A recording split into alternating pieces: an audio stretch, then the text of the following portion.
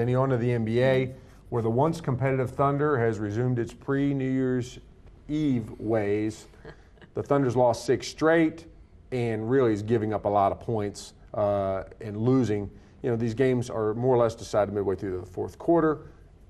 After weeks of, losing heartbreak games on the last second shots and being really interesting, have they regressed to their old padding the lottery ways?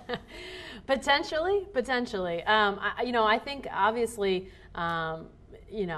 they're searching right now. I was a little bit surprised to see Sefolosha and Krstić in the starting lineup the other night for the Lakers. I'm not saying, Nick Collison starts, the Thunder beat the Lakers. I'm not saying that. But, it was one of those things I went, really? That's who they're going to trot out there? Okay, all right.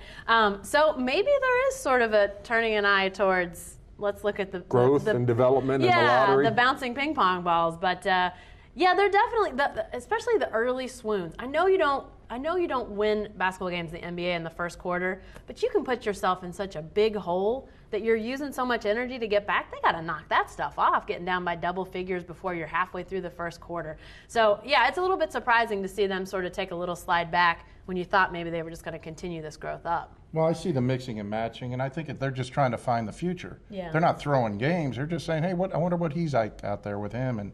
And when, like Barry was writing about Tebow, I mean, putting him out there, I go, wonder why he's starting. And then he put him on Kobe, and I go, welcome to the Thunder. Yeah. This is, and he showed flashes. And they still show flashes, but they don't show enough to win.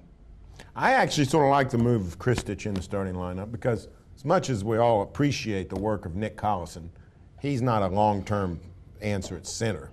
And Krstić might have to be at some point. So I don't mind Krstić going on and throwing him in there the same way they did Russell Westbrook.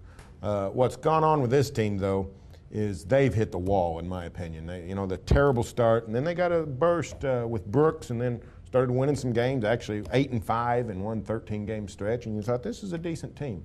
But they've hit the wall, and they don't play much defense, and they're playing a lot of teams that have a lot more to play for, and it's going to be a grind the rest of the way.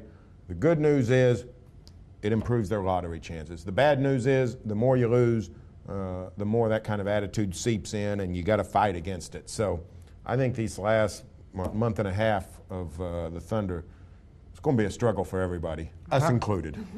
How much Tyson Chandler remorse will there be? You looked in the fine print the other day, 15-10, jumping around like a 7-footer on a pogo stick.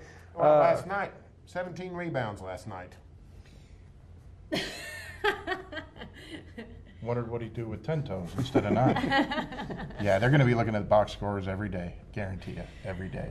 And that Barry and I were talking today. That was sort of like that trade was sort of like Candyland, or Chutes and Ladders. Imagine what happens now. There's a long turn that you had to make. Instead, you just get a shortcut. Shortcut, chop 2 seasons off in playoffs. That team, that whole idea of the expediting of the playoffs seems a little bit far off.